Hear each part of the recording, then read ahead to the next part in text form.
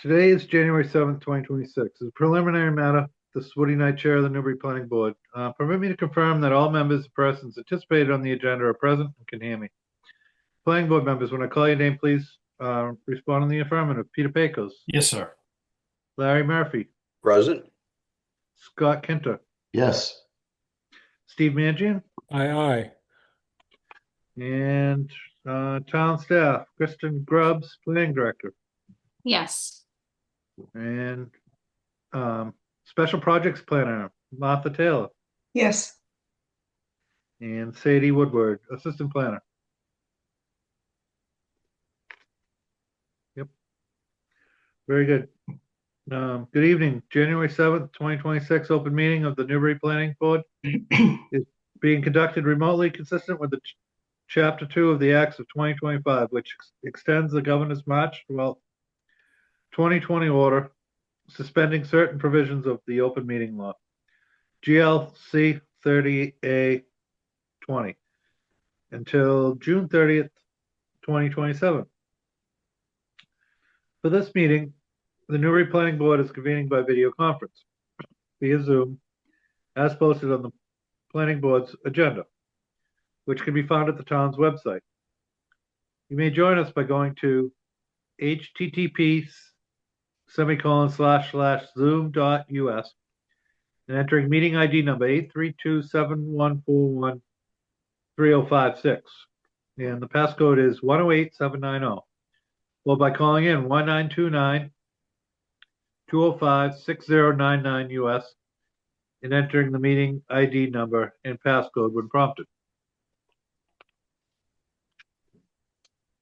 Please note that this meeting is being recorded and that attendees are participating by video and or telephone conference.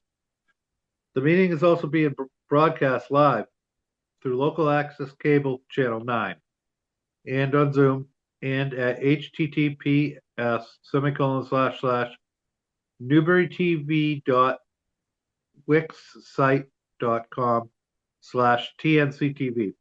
And the recording will be available on the Newbury Access YouTube channel.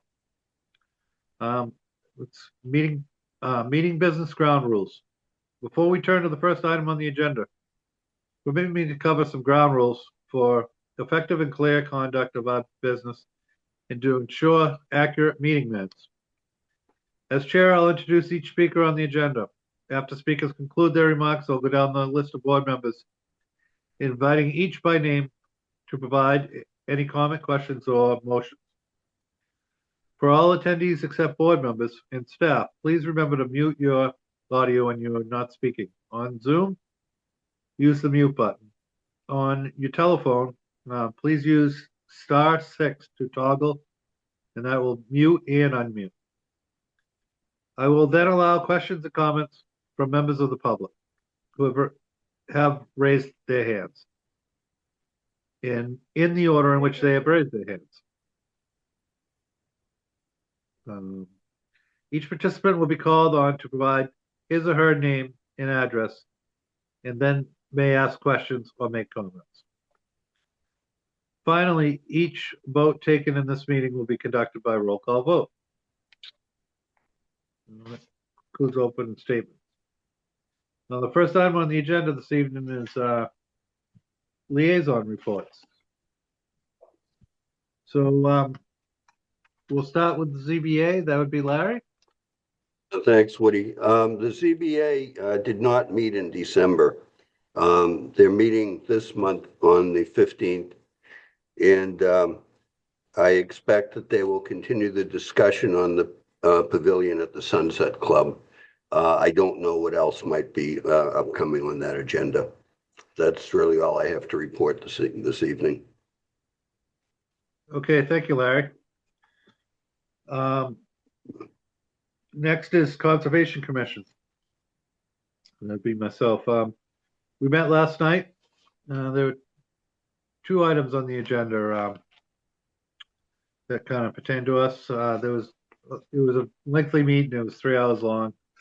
We had a lot to go through. The first being the Borrego solar project. They wanted a certificate of compliance. we advise them to, as a board, to close out with planning as well. So they'll be in touch with Kristen and going through the process to close out with us. So that'll be on the radar. So that'll be coming up soon, sometime this year. The second, and I'm drawing a blank right now.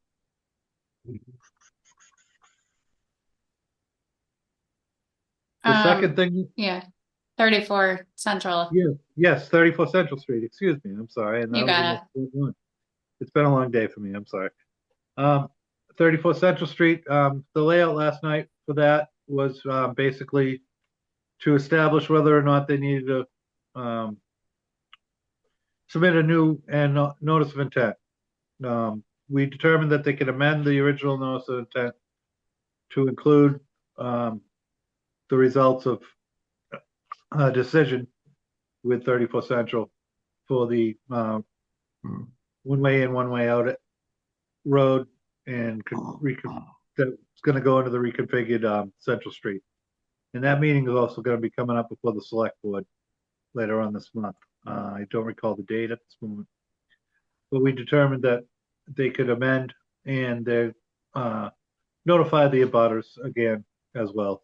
So that was good, and we'll meet with them at our next meeting in 2 weeks. So that's what I have for conservation. Next is MVPC, and that would be Kristen. Let's see. So the December MVPC Regional Planners meeting was a holiday open house, as well as the commissioners meeting, which happened right before the luncheon. So they open up their offices and invite all the folks who volunteer in the planning community in the region to come by, see the spaces, talk to all the different community planners in all their different offices. And so Sadie and I attended that. It's very upbeat and inspiring. There's a lot of really good people. I think I mentioned they're expanding the space they have a little bit. If you've ever been to the MVPC office building in Haverhill, it's a really lovely, very old building. They've grown and they have a lot of people in really awkward, weird old building spaces. So it's exciting for them. I would say one of the highlights was talking with the transportation team. I've never met one of their staff, Danny, who's the one who does all the traffic counting. When you have seen from time to time around Newbury, equipment up on a pole taking counts of traffic and traffic patterns, particularly along Route 1 and Plum Island Turnpike. They're regular tracking metrics for the amount of traffic. Anyway, he sort of talked us through all the technology, and likewise I think the GIS team is pretty excited about a lot of their new one of the things they've done is implement the trail counters that you might see if you have walked along the Clipper City Rail Trail and the Parker Street section of the trail in Newbury. There's some counters keeping track of who uses it, when they use it, how, and then that data is used for management and stewardship of the properties. So anyway, that was the meeting. The commissioners meeting is coming up next week, and the agenda on that is not quite as fun. They're actually reviewing all the bylaws of the way the commissioners operate relative to the organization as a planning commission. So that's coming up next week. Okay, thank you, Kristen. Kristen, can I ask a quick question, please? Go right ahead, Steve. On the trail counters, I imagine that they're counting both pedestrians and bicyclists. And I'm wondering whether on the the Plum Island Boulevard, Plum Island Turnpike, whether they differentiate cars from bicyclists. I I don't think there's one of their trail counters, permanently established out there. So I don't, the data I've seen for Plum Island Turnpike is solely car traffic. Okay. But Okay, it's a good question. I think the question maybe I would ask is, do they have a way to, a mobile unit that could be brought out to that site?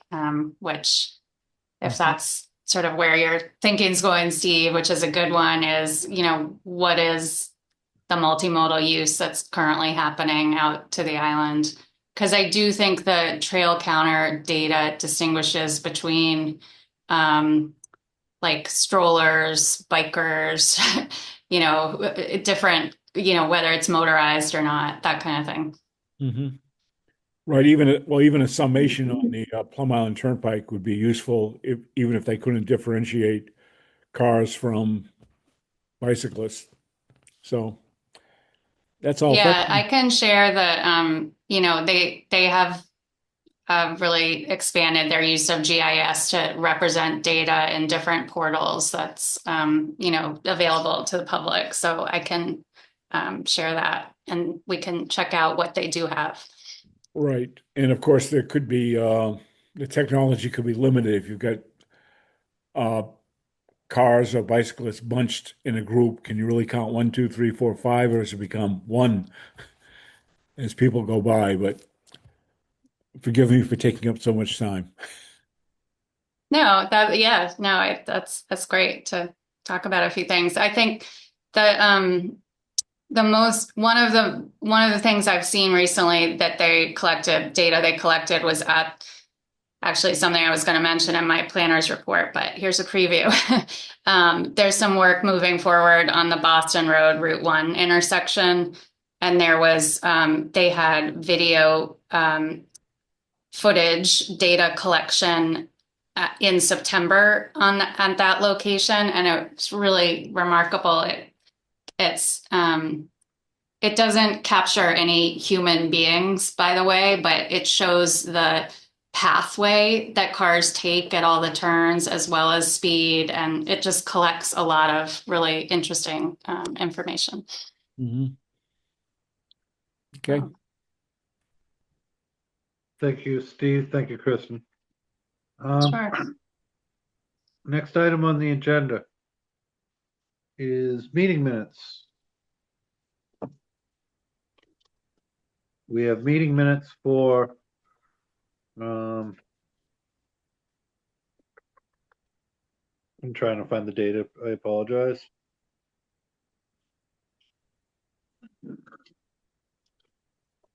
The meeting minutes that we had before us, everyone got in the packet, were planning board meeting minutes for December 3rd, 2025, all the way back in last year. Do we have any comments or corrections on the meeting minutes? And if everyone had a chance to review them? I've read them, Woody. They look fine to me. Okay. So hearing no comments or corrections, I would entertain a vote to approve the meeting minutes for December 3rd, 2025. Motion. Thank you, Pete. Do I have a second? Second. Thank you, Scott. Roll call vote. Peter Pecos, Yes, sir. Larry Murphy, Yes. Scott Kinta, Yes. Steve Mangino, Aye. and I vote yes as well. So thank you, and thank you for doing the meeting minutes. It's important that we keep up with those. And I have 7:16, so we'll get into our first public hearing. Our only public hearing, I believe. Public hearing continuance, 2-8 Old Point Road, Level 2 Site Plan Review. Application is as-built constructed changes to approved site plan of record and a proposed new 40 by 40 pavilion structure at the Sunset Club at 2-8 Old Point Road. Assessors map U 02-0-153A. Owner, The Cottages Commercial LLC, Vincent Godin. Manager, applicant, representative, manager, excuse me. Applicant representative, Stephen Sawyer, P. Millennium Engineering, Inc. The applicant has submitted a request in writing for a continuance of the public hearing until January 21st, 2026. So, that being said, I would entertain a motion to continue the public hearing for 2-8 Old Point Road site plan review to January 21st, 2026 at 7:15 via Zoom. So moved. Thank you, Larry. Do I have a second? Second. And Thank you, Scott. quick question, before we move to vote. I think I mentioned at the last one that, the status of the commercial shed was also needed to be considered by us. It wasn't just the pavilion. Okay. Yep. Note that. So the merch shack, I think it's called. Yep. And I apologize for not checking carefully in the meeting minutes to see if that was worthwhile raising, but I think we can move on. Okay. Roll call vote. Pete, Yes, sir. Larry, Yes. Scott, Yes. Steve, Yes, and I vote yes as well. So we'll see them on the 21st, and they'll have their they'll have gone through the ZBA meeting at that point as well. So hopefully we can move along with them. Next item on the agenda, old business. We have potential zoning amendments for the annual town meeting 2026. We have Martha Taylor, Special Projects Planner, with us, and welcome, Martha. Thank you. Hi. It's that time of year again. Yes. So I have an outline that I thought I would go with you all, go through with all of you, rather than trying to go through the entire 186 pages, to kind of summarize where we are and what the proposed changes are. But Kristen, I don't know if you want to go. Do you want to go through the schedule first? Sure. Yeah, let's do that. Gotta find it, sorry. Yeah, sorry, I don't have it handy. I have it right here, but that doesn't do us any good. Can you all see that yet? Yes. Okay,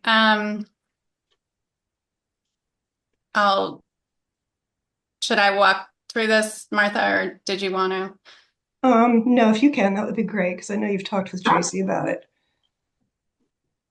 So the annual town meeting has been set by the select board for May 5th. So this is a slightly modified version of this schedule leading up to town meeting that you've seen before. We've talked about a little bit, but essentially we look at all the regular meeting dates. We look at Mass General Law to make sure that some of the timing outlined by the regulations is followed. And then there's this sort of fun little dance of the planning board referring zoning amendments to the select board, who then review them and refer them back to the planning board for the planning board to be the host of public hearings related to the amendments. So this is what is kind of laid out here. Some of this is more relevant to staff, and in terms of dates, we need to make sure we get the legal notices out to the newspaper and that kind of thing. But it does take us really getting going with all this in January. So essentially we have tonight and one more meeting to get proposed zoning amendments in pretty good shape for what the planning board is comfortable with, sending them, referring them to the select board. So it would be good to do that on the 21st. I'm over the next week gonna really finalize some of these dates with Tracy. So right now we have this number one is probably the 21st at the next meeting, but possibly the first meeting in February. Then the planning board, with staff's assistance, submits that language up to the select board. The select board reviews them at their public meeting, which the date for that would be the 10th. They meet on Tuesdays. Then they refer the amendments back to the planning board for the board to host the public hearing. And then 4, 5, 6, 7, 8 relate to the legal notices about the public hearings. And then we anticipate the public hearing opening in early March, March 4th, which would be the first Wednesday in March. We could have, more than one night. If the public hearing were to be continued, it could be continued to the second meeting in March. Then things are sent back to the select board. So the planning board voting to recommend the final version of the zoning amendments for inclusion on the warrant. And then the FinCom and the select board review the articles as a part of the select, and then the select board is the body that signs the town meeting warrant. That is set for, again, this has some flexibility. The select board, I think, if things are ready, likes to get the warrant signed, as soon as they're ready, which could potentially be the end of March, could also be their first meeting in April. And then the warrant gets posted and town meeting is Tuesday, May 5th.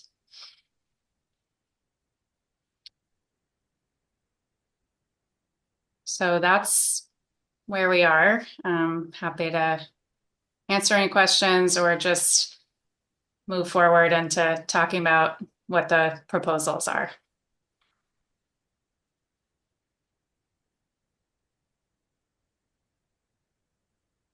Here are no questions. I would move right along to the proposals. I don't know who wants to go first, Martha or Kristen. Yeah, I guess I'll get into it. So, as you all recall, last year, well, a few years ago, we started the recodification of the zoning with town council. We incorporated some of that into the bylaw amendments that we proposed last year, and everything was approved. We're continuing on phase 2 of that. Now we've had meetings, Kristen and Sadie and I have been meeting pretty regularly with town council, going over certain things. Excuse me. And we've also had a couple of zoning workshop meetings with Larry and Woody to kind of get into more detail on some of this stuff. So tonight, what I'd like to do is just provide kind of an overview in outline form of where we are, and then a little bit more detail for each of the zoning articles and what's being changed in that. So I will see if I can share my screen here.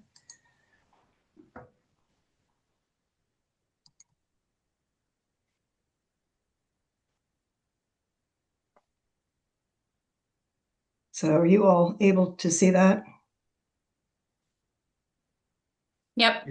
Yep. Okay. Is it big enough, or should I make it a little bigger? If you could make it a little bit bigger, Martha, that would be wonderful. Okay. Thank you. How's that look? Is that better or a little bit more? I can't see what you're seeing, so. A little more would be great. Okay. Just the caps. Yeah. Thank you. Okay, you're welcome. All right. So this is kind of a two-part document. The first is an overview, and I've grouped it in a way that we're thinking about presenting for town meeting. So I'll come back to that after I've gone through all of this, and I'll try not to make it too tedious. But the first, the first proposal really will be to finish up the recodification.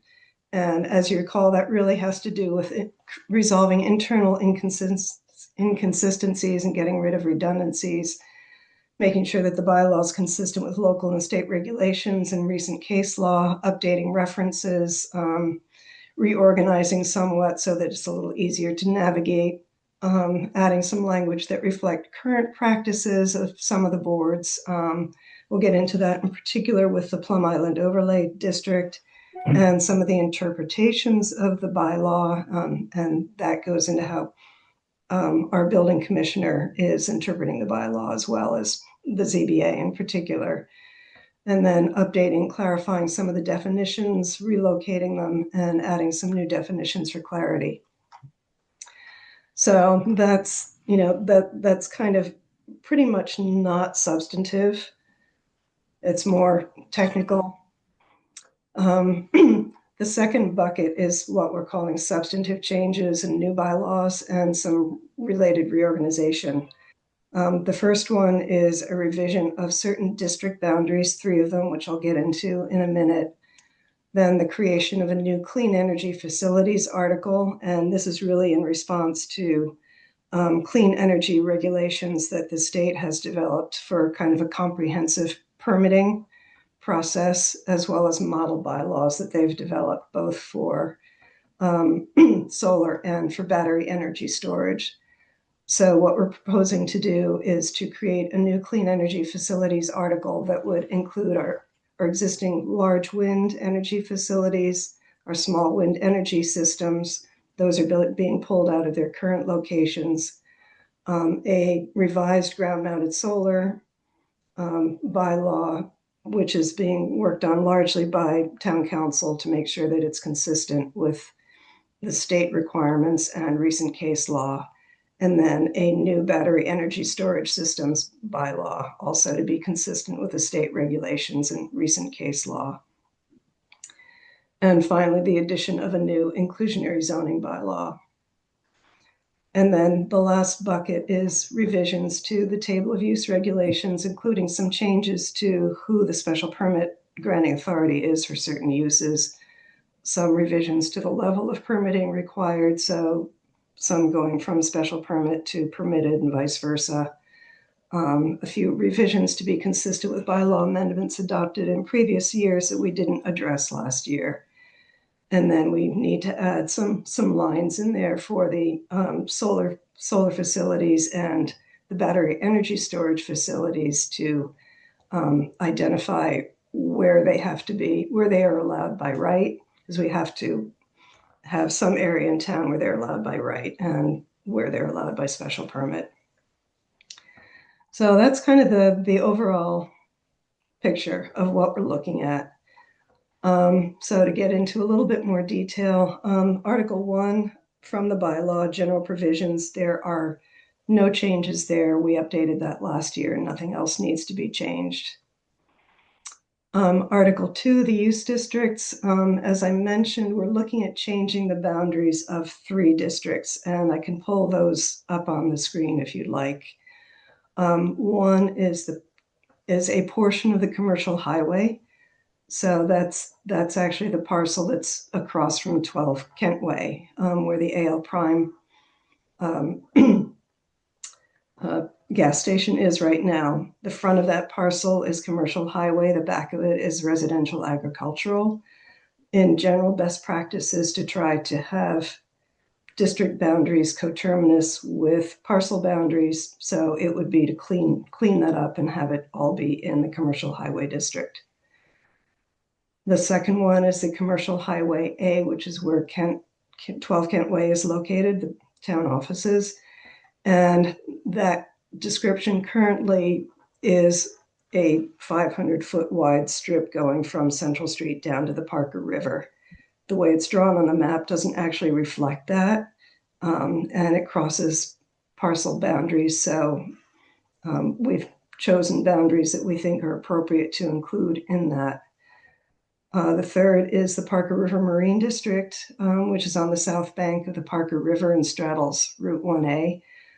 Currently, it includes a number of parcels that were that no longer have any sort of marine-related industrial uses. They're purely residential, and some parcels that, because they're riverfront and marsh, really could not realistically be be used. So the suggestion is to reduce that down to the parcels that are specifically marine-related uses. And I don't know, I could pull that up now, or we can come back to it afterwards, whatever you'd prefer. Whatever you think would be most useful. The visuals of the Parker River, or the visuals of all three might be helpful for the board. Okay, so I'm going to stop sharing this and I'll pull those up. Let's see if I can do this. So currently, I'll start with the commercial highway first. So this is the current configuration. This is the Ale Prime gas station right here. The commercial highway line goes across it right there. And then the back of it, so this front portion in pink is commercial highway, and this back portion is residential. So the thought would be to clean that up and to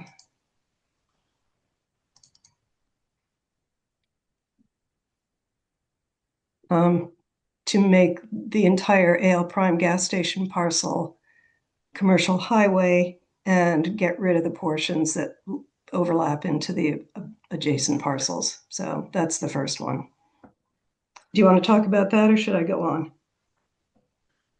Just a quick question, Martha, and I didn't think about this when we talked last.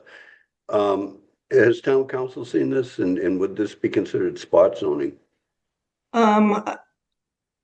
We're going to be reviewing all of this with her tomorrow.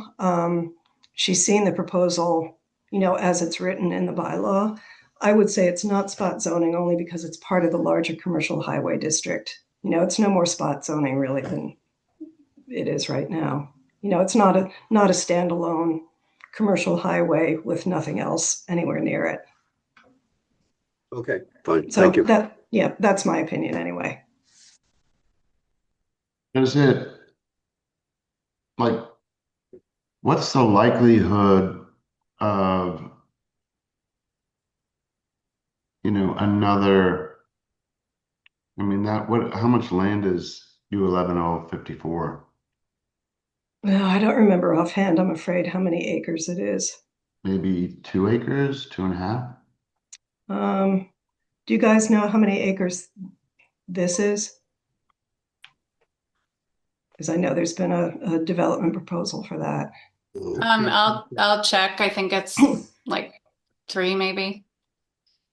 So it looks like this would be slightly less, like maybe 2.5. Yeah, I'm just thinking. 2.4. Yeah, so I was just thinking, the likelihood of, the existing commercial building there, the gas station, from a tax, receipt perspective, what could the town count on, or what are the opportunities, on the commercial side, for the town to, collect more taxes on that parcel. Me looking at it, just this map, I would say the likelihood or the opportunity, it's not nil, but it's probably unlikely. But if you did make it, residential, then I'm not sure if you can even do that, but then there'd be opportunity to, for U 11053 or U 11047. I think that we have something before the board for U 11053 already, right? So I'm just looking at potential tax dollars for the future. I don't see much opportunity on the commercial side there, but just a thought, just maybe a question to provoke some conversation. Yeah, no, that's a good question. I think we were thinking of expanding the commercial use because that currently takes up the majority of the parcel and is the whole front of the parcel. So it seemed to, and it's unlikely that the gas station is going to be going away anytime soon. So No. it seemed to make the most sense to just expand the commercial use to be, the entire parcel and to get rid of the little bits that are over here and over here, and just kind of clean that whole thing up. If there were expanded commercial use on there, that would certainly be of, benefit tax wise. The tax rate is the same for commercial and residential, so there's no difference there. We don't have a split tax rate, but, additional commercial usage on that site could generate taxes as. Yeah, and I guess that's my point. I just can't see. It's been like that for a very, very long time, but never say never. If it did lean towards a residential, if you kind of squared that, piece off and you took the, whatever shape you want to call it, in the back and you combined it, or just, you would have to call it, its own. And then that would give somebody, whether it's the one pursuing U 11053, an opportunity to possibly, purchase that piece from, the energy company and maybe get another two-family back there, which would, again, in my opinion, just bring in some more revenue to the town. But I'm just thinking out loud. Right. I'm going to take this back down and pull up the other one. So is your thought that it might be better just to leave it as it is for right now? I think so.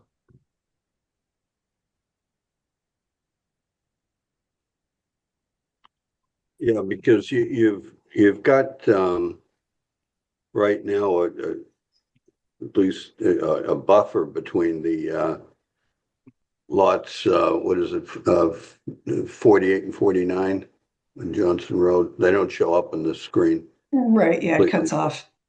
I mean, you could square off the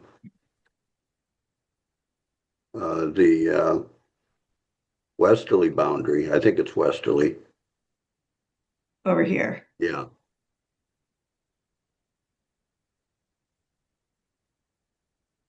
And what it looks like, what's in on lot 47? U11 047. I believe that it is a single family house and it's access. There's a driveway that comes in from up here that's not showing. Because you're by extending the commercial district down, you're potentially removing a buffer from those residential uses. Right, and we have talked about that. I mean, I can see that might be of concern to, to those residential, the residents in that area. So it's kind of a toss up. I think you've got it helps clarify interpretation if the entire parcel is one zoning district, but I can certainly see that with this one in particular, there's some potential pros and cons.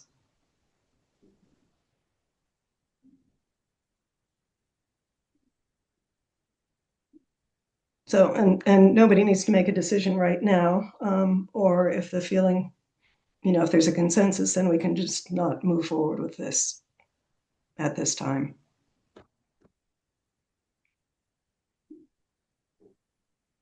Or we can, come back to it, because there will be at least one more meeting to talk about all of this stuff before it needs to be referred to the select board. Yeah, I think this one we might want to come back to. Okay, I'm just, unless, I'm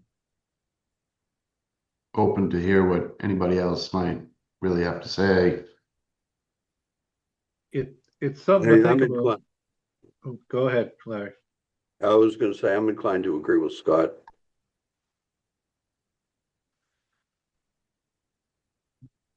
That makes one person today, Larry, that would agree with me. All right, I agree with you too. so is the agreement to come, I kind of heard two things. One is to come back to it, and the other is just to kind of table this one for right now. I guess we could table it for right now with the potential of coming back to it, with a different, I guess, solution or different cleansing. I do think, um, I don't see why you couldn't clean up, U11053, that lot line. Right? I mean, that makes sense to me, right? This one here, and probably this one here as well. Yeah, I mean, that's just no brainer. But the area in the back, again, for me, revenue is good for the town. And, we did, we did a site walk back there, Martha. So we're familiar with what's back there. Mhm. And, I think we did mention, or I may have mentioned to the applicant, have you spoken to, who owns the gas station again? Is it Prime? They don't own it, they're renting it. I don't remember who the owner is. Yeah. So I just mentioned, and the applicant said, have you ever dealt with like gas stations before? Like, a few, but it is an uphill climb. But again, there could be an opportunity for the town, could be some more housing. Anyway, a table and some cleanup, I think would be good. Okay, no, I think those are all good observations. So, yeah, I think everybody sleep on this one, and we'll come back to it. If we do clean it up, it'll be a little unusual in the sense that most of the changes that we've made have been to be complete parcels. But, I think there's certainly a reasonable argument to keep that residential. And I haven't been back there, so I actually don't know what the development potential is of this back. I know it kind of goes uphill. I don't know if there's any ledge in there or anything like that. No, That's pretty, it's a cleared area. Yeah, I yeah, mean, I it can. may have been, hayed, in the past. Woody might know. well, I recall, and I don't know how many years ago it was, but I do recall they scrubbed that out pretty good and opened it up, maybe 10 years ago. I don't know. Yeah, I think that might have been with the intent of doing some development that back there that never went forward. Yeah, maybe a rumor of a McDonald's or something, but that's that was a while ago. Right. So, okay, well, we'll come back to this one. Yep. Let's see if I can get the other. So this is, oops. So this, if you can see it, is the current boundaries of Commercial Highway A. So it doesn't, oh, actually, I'm sorry. I'm wrong. That's the proposal.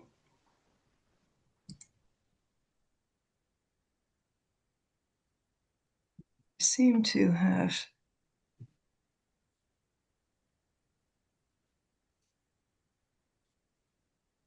Martha, I have my map up. Do you want me to just share it?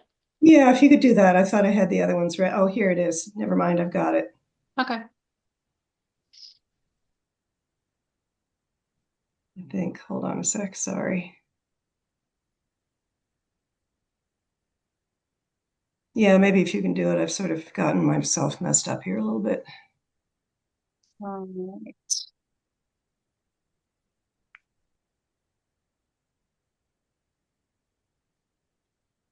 See it?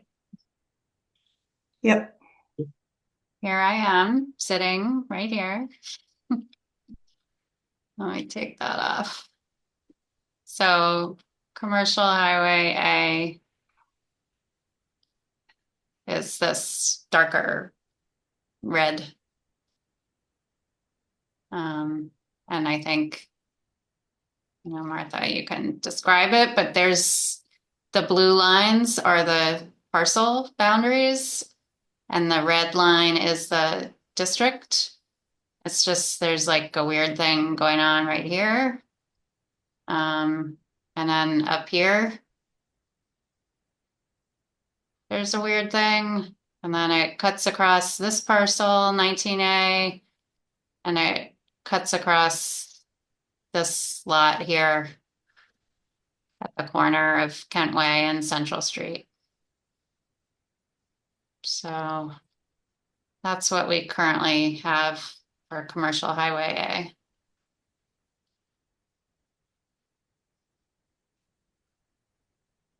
Right. So the thought is, if you can take that down, then I'll put up the proposal.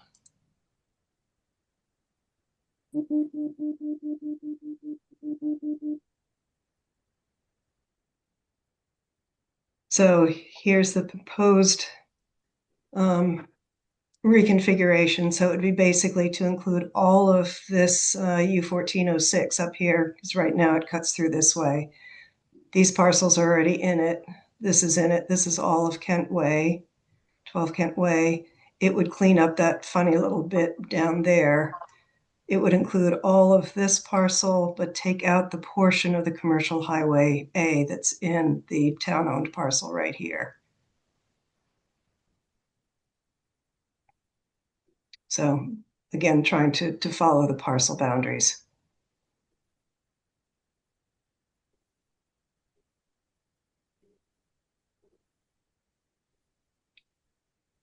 So any thoughts on that one?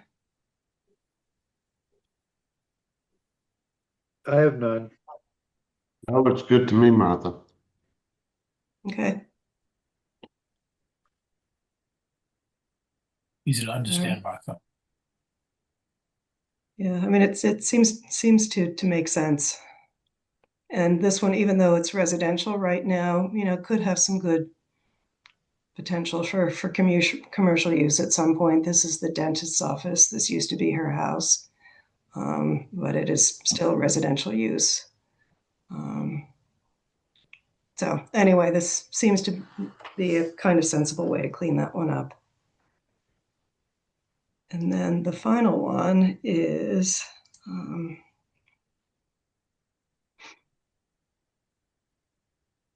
Want me to go over on my map and you do the other one? yes, if you can do that, that would be helpful. Thank you. Yep. I had everything all lined up just right, but clearly not. Well, you've got a lot of stuff.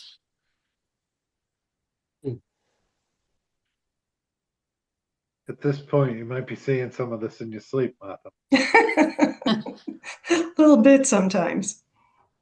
All right, now we're across town by the Parker River and Route 1A. And I'll let you take it away, Martha. Okay, yeah, actually, yeah, if you can zoom in like that, that would be good. So, so right now, as you can see, the district straddles Route 1A. On the east side, you have what used to be Fernald's, which then was Newberry Kayak and Canoe, and I'm not sure what it's called right now. And then you've got Pert Lowell's.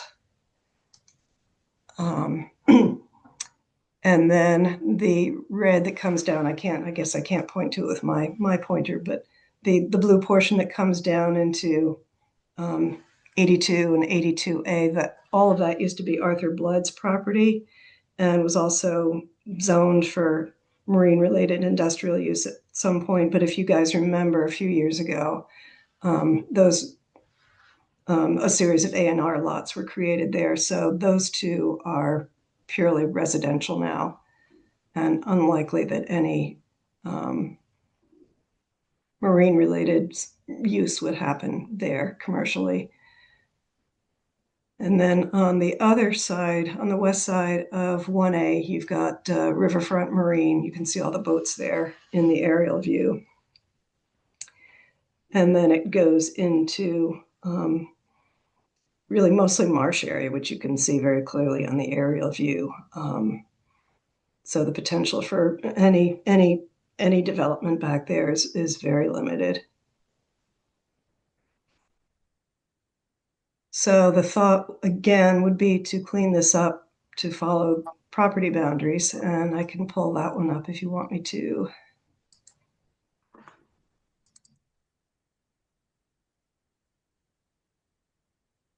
So it would be these three. So Pert Lowell's, what used to be Fernald's, and Riverfront Marine. And taking out all the portion that goes over here and the portion that comes down into this lot. Do you have a satellite shot of that? I think Kristen had the aerial, so we could pull that back up if that's helpful. Is that On what you my map. mean, Scott? Yes, that's Yeah. fine. Okay, I'll take this down.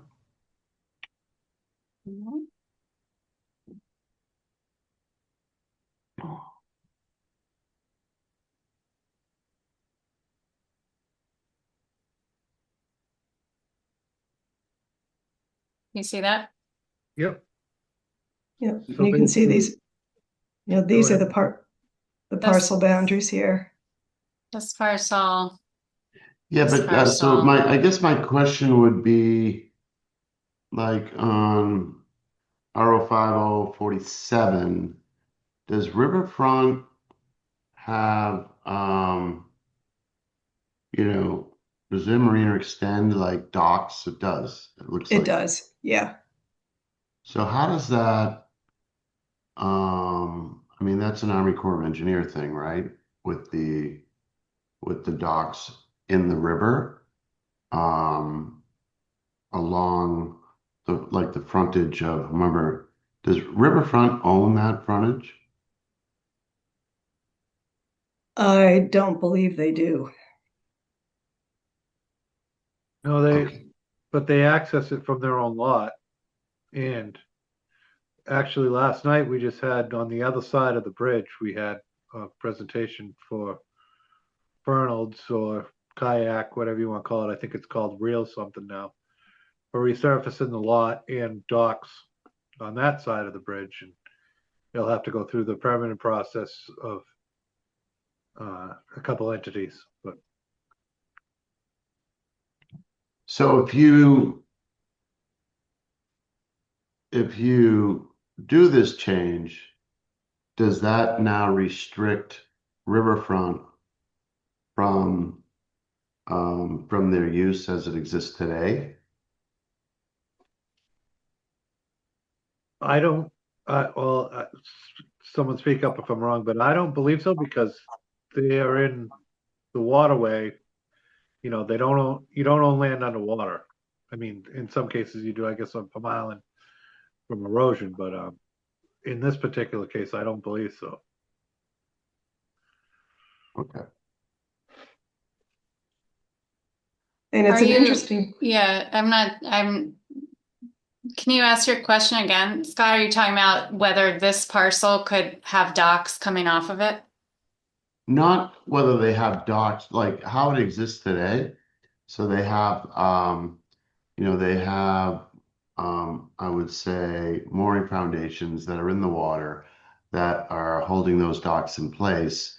Those docks, go down, um, west, um, you know, alongside of the riverbank. This stuff. So I guess my question would be, if I owned RO5 047, and if it wasn't marsh, if it was developable, um, would the marina, would they be allowed to, run docks in front of, my land if I had a home there? Like, I don't think so. Not that I'm saying, I'm only saying that whatever we do, we don't want to restrict an existing condition. So I think it would be a town council just question. Yeah, that's actually what I was going to say. It's one that we could run by her tomorrow. I could take a guess and say that, worst case, it would be a grandfathered condition because it's the use that they've been allowed to do.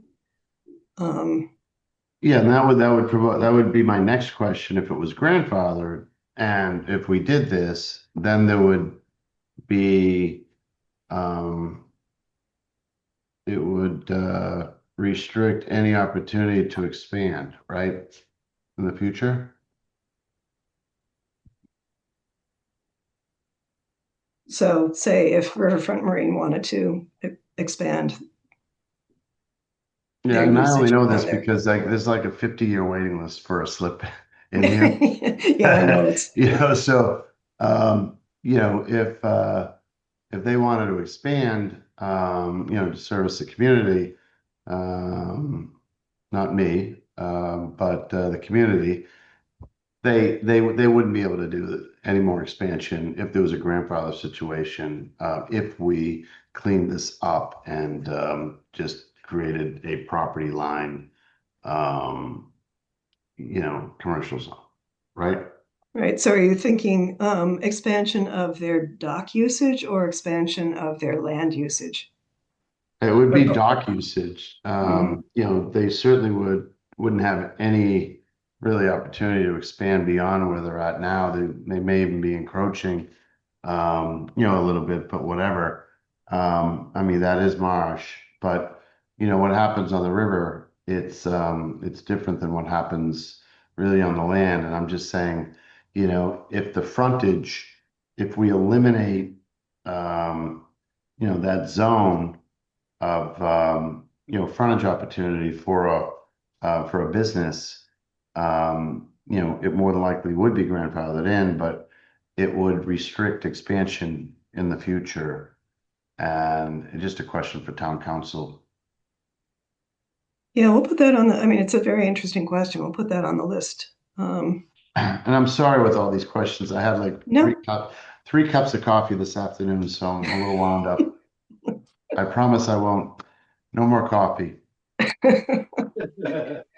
Martha, No, it's good. Good. And I think it's good to get any questions out on the table now too, because we need to anticipate questions that might be coming up from the public when we have the public hearing or a town meeting. So I think it's great. Martha, I get that the docks are there right now, but should we also ask town council if they've been properly permitted to begin with? And just because it's there doesn't mean it's proper, shall we say? Yeah, I'm not sure that town council would be able to answer that question. Our conservation agent might be able to. Right. Well, it seems like it's worthwhile checking. Otherwise, if that situation is okay, and let's say they wanted to expand further upriver, how would that occur? That would also tell us how the present situation was permitted to begin with. I'm not, Yeah, I mean, I'm not saying that's a bad situation, but rather, do they already have the proper permits to do it? Right, right. I mean, I would think it would be, Chapter 91 and all kinds of stuff potentially, but I'm not sure. So um, if we get input from town council that indicates that there's no issue with potential further expansion or continued use of those docks, does this seem like a reasonable change to make to clean this up? For me, it does. Yeah. Okay. Same here. But again, I'm just thinking about, I keep referring to, revenue for the town. So more docks, more excise tax. There could be other taxes that Riverfront pays, for their, dock space. So that's just really where I'm going. But if you if you can keep that opportunity alive, for future tax revenue, and still do, what you think is the right, proposed cleanup, of course, why not? Okay, well, we will run that by town council tomorrow and report back on that one.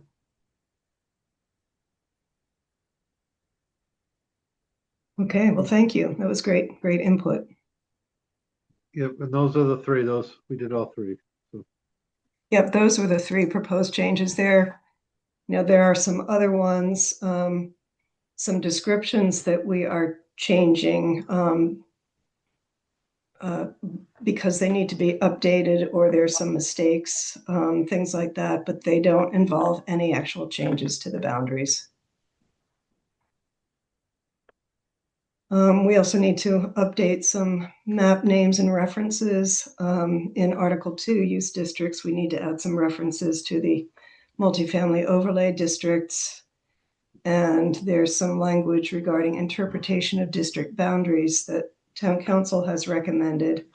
And we're actually going to be meeting with our building commissioner, Peter Burnett, tomorrow regarding that to try to get a final version.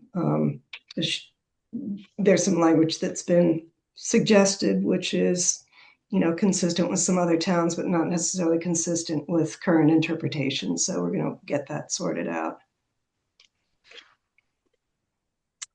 Any questions about all of that? And if we want me to pull up the current draft, I'm happy to do that as well. Otherwise, I will keep going. I'm good.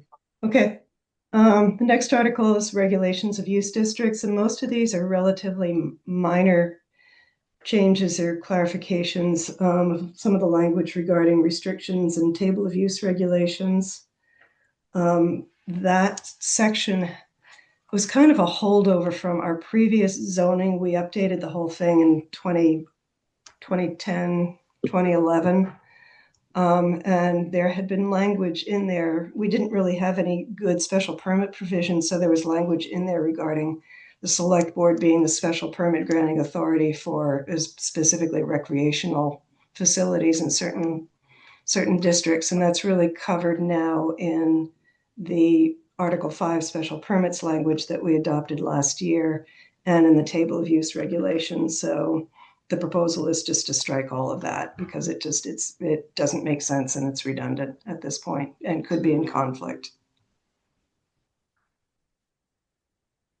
On Article 4, water supply protection, we need to add some language regarding the multifamily overlay district in that. The MCMOD language itself kind of excludes projects that are in the water supply protection overlay district, but this is kind of the flip side of that to make sure that it comes up there as well. We need to update some section references and also CMR and Mass General Law references, and there's some outdated language regarding special permit procedures in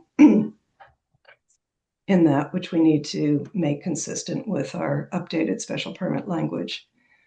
I'll bring up, there is a question here, the select board currently is the special permit granting authority for projects in the water supply protection district. For projects that require a special permit, and the criteria for that are laid out in the bylaw. And we've had some discussions on that. I think we've come down to feeling that because it concerns water supply for the town, it makes sense for the select board to remain the special permit granting authority. For that, we're suggesting that they not be for some other uses. But I don't know if anybody has any thoughts about that right now, or we can get into that when we get into the table of use regulations.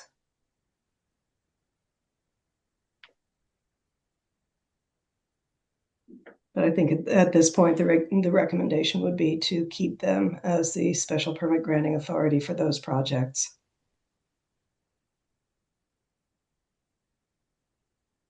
That makes sense to me, Martha. Okay. Wireless communications, that was updated a few years ago, no changes to that. Plum Island Overlay District, we need to add some language regarding accessory dwelling units in that section. And then the next 2 points really are there's sort of a discrepancy between the way the ZBA has been handling applications for non-conforming uses and structures. And the language in the bylaw is they're making findings, but in fact, they're issuing special permits. And that's been their process for quite a long time. So we've gone through and changed finding to special permit in both of these two sections. And I'm happy to review that with you guys, or you could take a look at it on your own, whichever you prefer. I mean, that, to me, it seems appropriate. Okay. Okay, and it's consistent with the language in Newburyport's PIOD as well. So I think it essentially just reflects what the current process is. Martha, could you refresh me on the difference between a finding versus a special permit? I seem to recall there's some land that they're not the same thing, and one is more difficult than the other. Right, the special permit is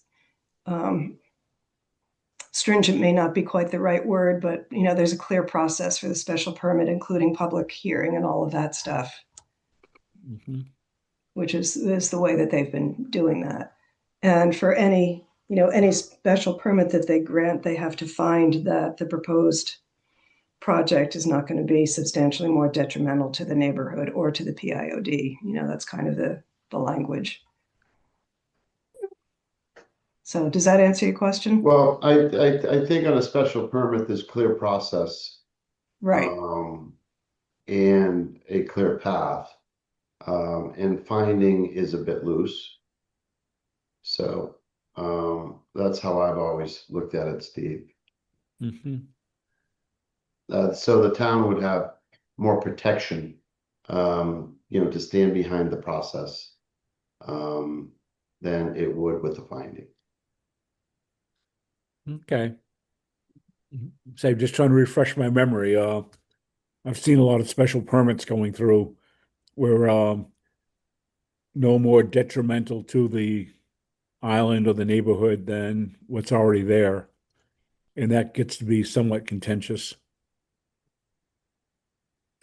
Mhm.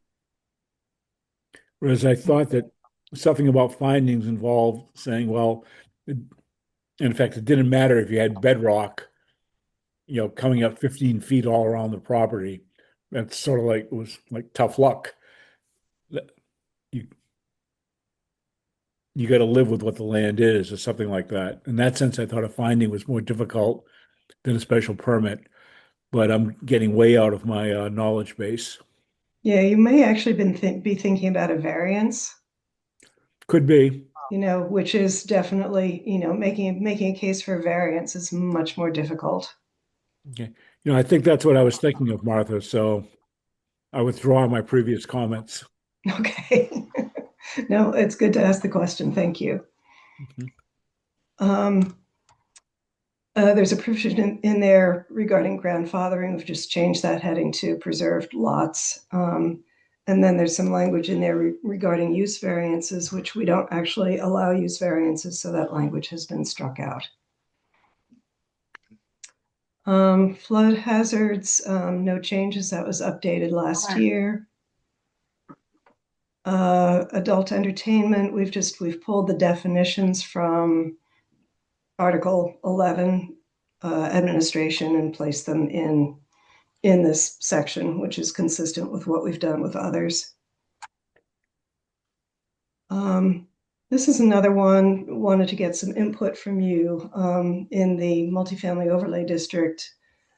I think there were some questions that came up during 34 Central regarding location of the septic system. There's some language in there about certain things that are allowed within the open space. The septic systems were not one of them.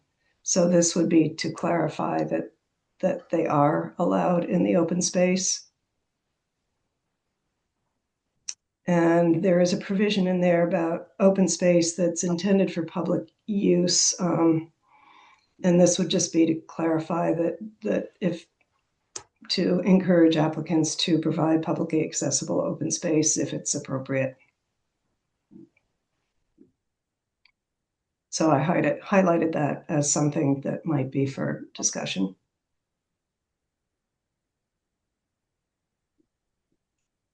Well, I think in the OSRDs, we've allowed the septic systems in the open space in the past, haven't we?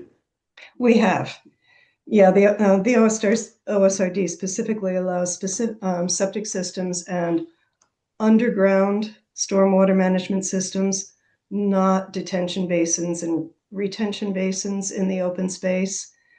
The MICMOD actually allows low impact development stormwater management systems in the open space, which to me would be stormwater retention basins and detention basins. So it's not exactly one-to-one, but we do allow septic systems in the open space in the OSRD. And the proposal here is to allow them in the open space within the MICMOD, correct? Right. So, Martha, I Please understand. declare. I'm sorry, Larry. No, go ahead, Pete. No, I'll let you finish. No, I was just going to say the point being just to clarify. Right. Because I think didn't the septic system in 34 Central, isn't that in the open space? Portion of it, yes. Yeah. There's also the question or question just that came up today was whether open space versus the buffer zones that are required in the MICMOD. Just clarifying for the buffer areas as well, what can be included. Actually, that's a great point, Kristen, because I think when we did this originally, we were thinking buffer, that nothing would happen in the buffer. At least that was my perception when we talked about a buffer, and of course we found that wasn't the case. The buffer was utilized as part of the infrastructure development. So I don't know if we want to have that conversation now, if that's appropriate. Martha, I don't know. Yeah, I mean, I think it's sort of putting it out on the table to see basically if you all want to have a conversation about that and try to resolve that at this point, make some modifications or table that for another time.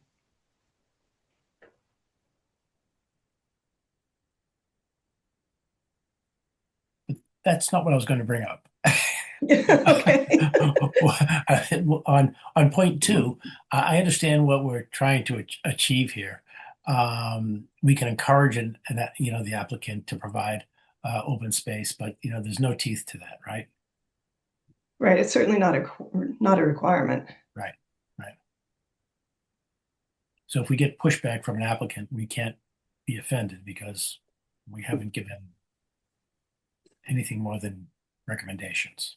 Right, and that's the way a lot of the guidelines are set up, really, that they're recommendations, they're not hard and fast requirements. Right. Because it was felt at the time that we couldn't really make hard and fast requirements.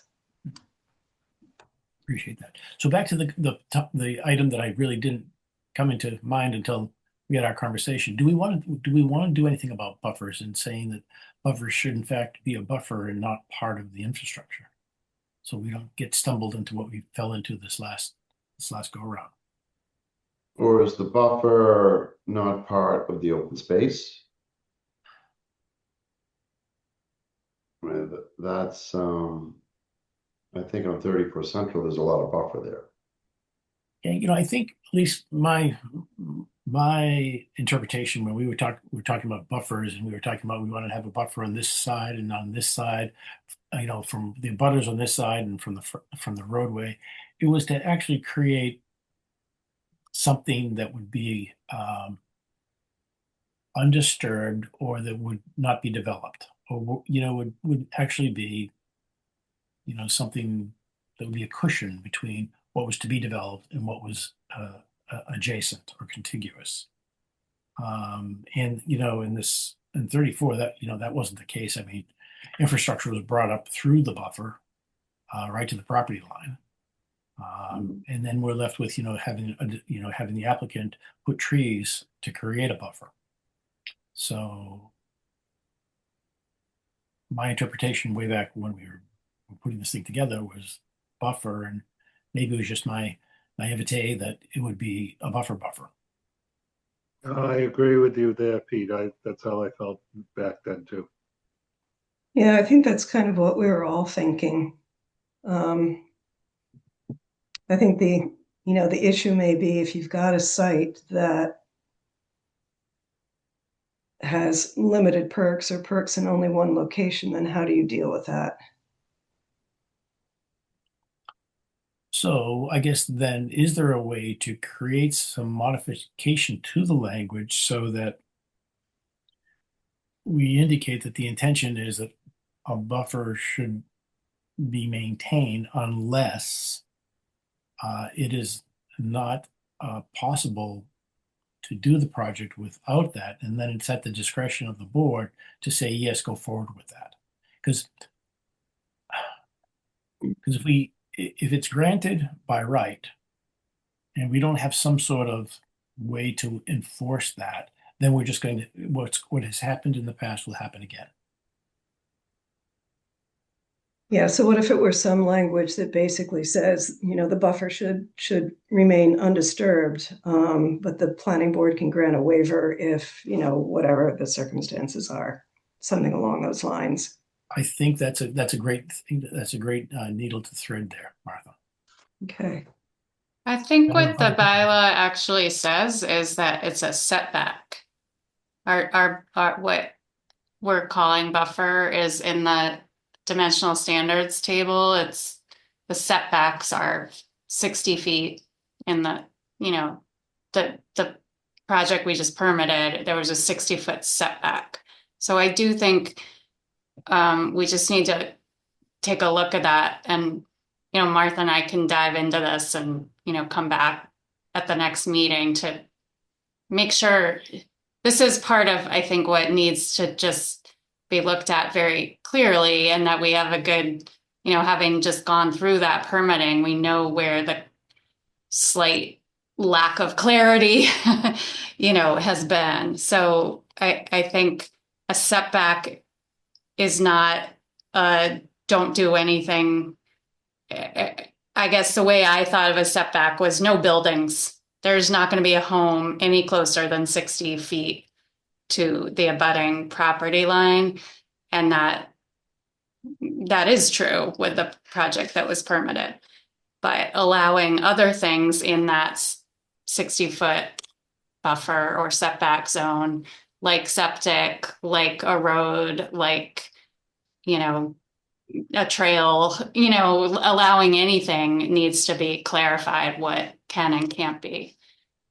So the language doesn't say buffer, it says setback. It doesn't mention buffer at all. I don't see the word buffer, but I'm looking. Okay. Well, if, you know, if you were, you know, buying a lot, building a house, you know, and you were looking at the zoning, you'd be looking at, you know, front, rear, side setbacks, right? Yeah. So, you know, what can you put? You certainly can't put your structure within the setback. But you can put a well, right, within the setback. You can, which is, you know, I guess you could, you know, call that infrastructure. So I think at the end of the day, we want to protect, the town and the abutters, but we want housing. So I think, Kristen, well, just one last note, you know, if I was a little restricted, you know, with the house that I wanted to build, on the lot that I was buying, and instead of 20 foot, I could do 18, See, this you is know, what's what wrong. would be my, It was supposed to be Abraham. what would be Janice, my opportunity to remedy that? That would be to go before zoning for a variance, right? In that case. Right. So, You would have to prove hardship in order to get the variance. right, and that's very, very difficult to do. So we don't want to, you know, I think we do want to encourage housing. And there, you know, it's what's available out there in land. It's, difficult parcels. So I think, again, Kristen, I think you're onto something with respect to, you know, the planning board's, ability to grant a waiver, you know, within, you know, what the applicant, is considering, doing in the setback. Town council would have to, you know, write that up, but I think that would be the concept.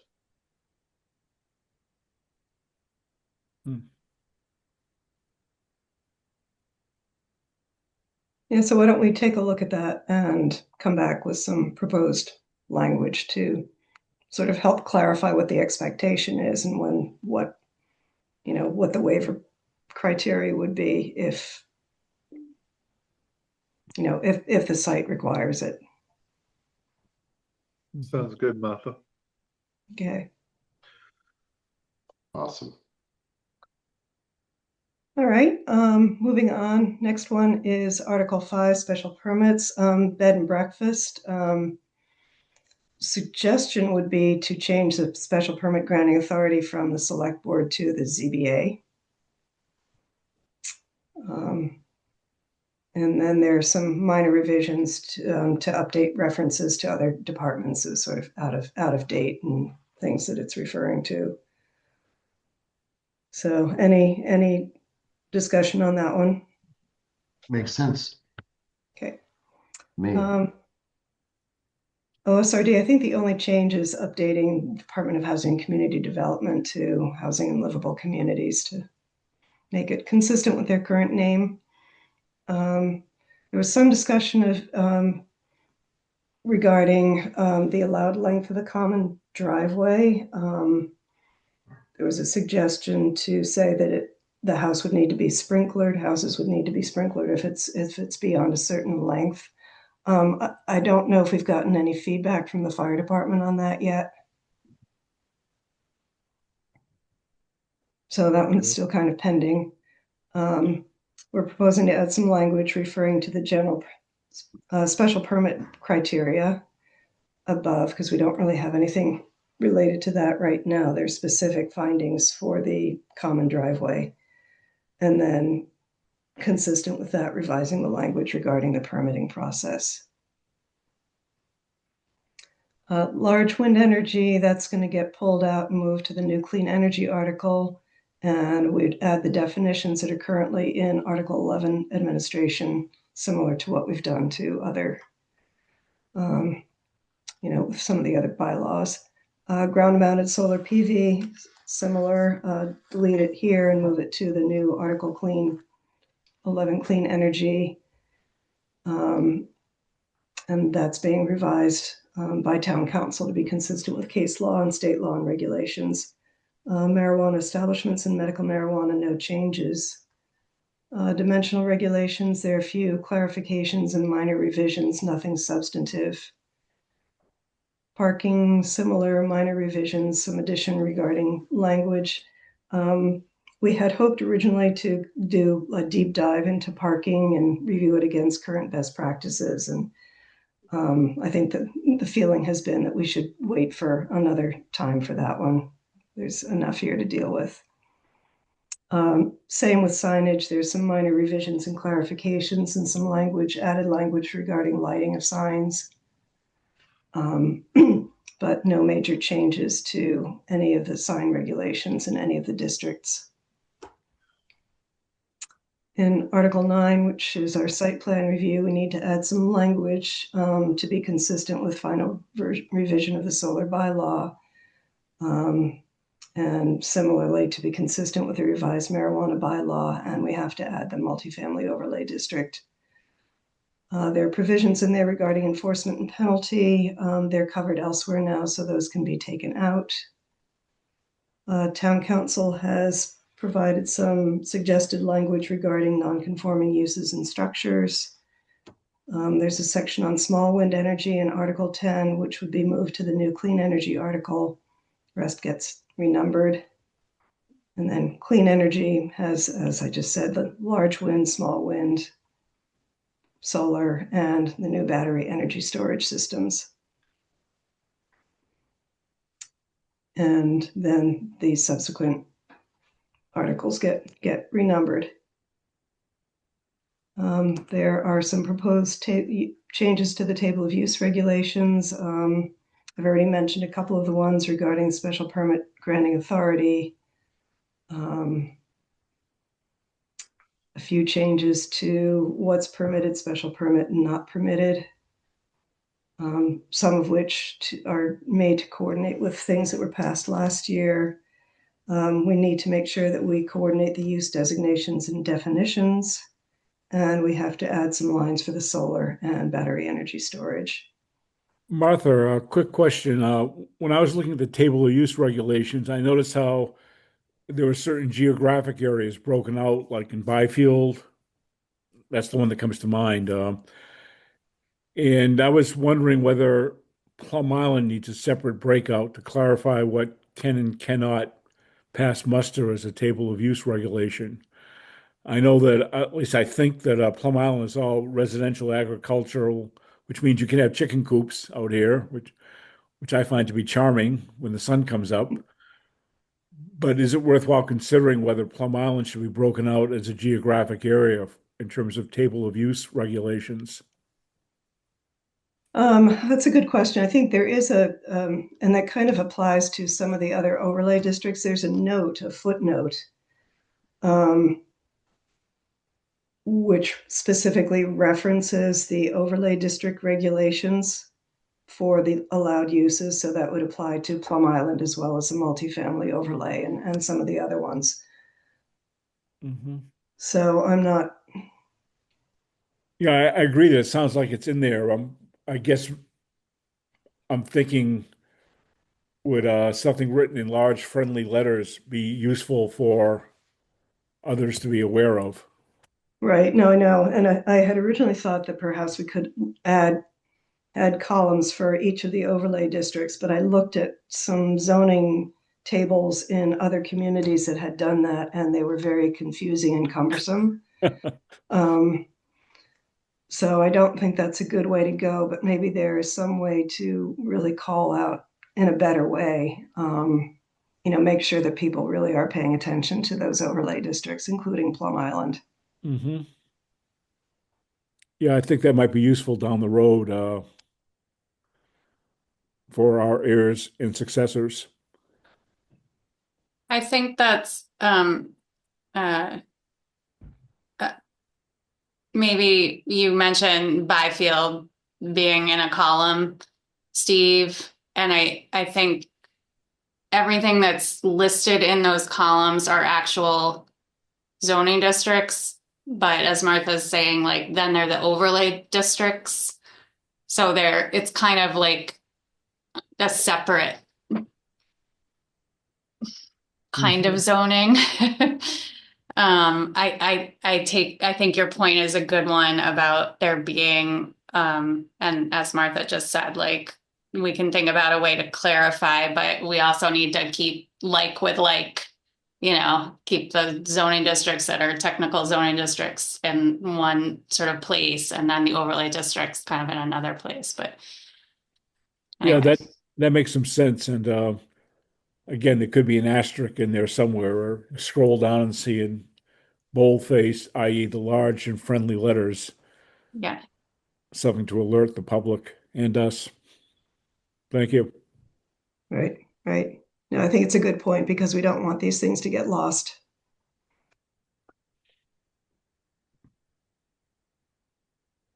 Yes, so the last piece is the draft inclusionary zoning bylaw. So I don't know if Kristen, you want to get into that, or if everybody's Well, I had just enough wanted zoning. to, yeah, I mean, I wanted to talk about it a little bit, and I'm also cognizant of the time and how we have some other folks waiting on the agenda. I don't know, Woody, how do you feel? Do you want me to dive into inclusionary, or I could just hold it a little bit and then include it as part of my planner's report at the end? With that being the last thing that we have to do, we should probably move along to the new business, which would be the Lower Green Local Historic District Committee, and you can get back to the inclusionary at the end. Okay. All right, that would be great, because I know that those folks are waiting. And Martha, thank you. Oh, you're welcome. Martha, can you hang on to join that inclusionary? Does that work? I don't want to. Yes, Okay. no, I can. I was planning on staying, so I'd like to Okay. hear about the local, the Lower Green. Great. Okay, great. So we have and under new business, I want to welcome Robin Etheridge, Chair of the Lower Green Local Historic District Study Committee. Are you with us, Robin? Go ahead, Robin. Hello, can you hear me all right? Yes, we can. Okay, right. Thank you very much. I'm here, Robin Etheridge, Chairman of the Local Historic District Project, and I'm here with Vice Chair Joy Michaud, and we just wanted to give you an update of where we are and how the project's going. And hopefully members of the committee have had the report of what we've submitted to the Massachusetts Historic Commission. And we have had back from them a very encouraging letter giving us the green light to go ahead with it. So what I wanted to do just this evening is to give you the timeline of where we are, and so you're put into position, and also to solicit any comments you have on the report.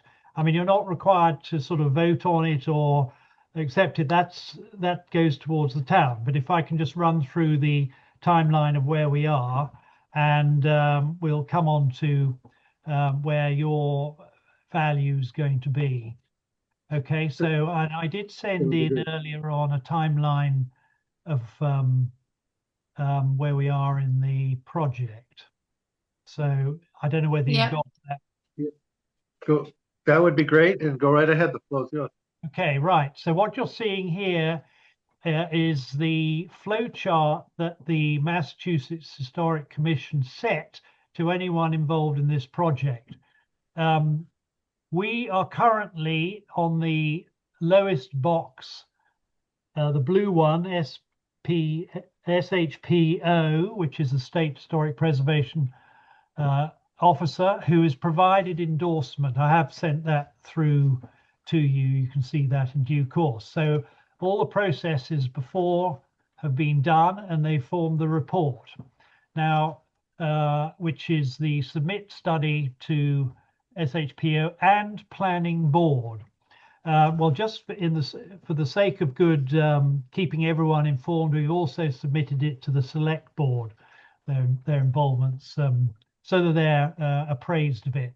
So, and we will, you know, as you've can read through it in your own time, come up with any questions. There is a sort of timeline on this, because we then have to go to a public hearing, which is to put towards the good folk of Newbury.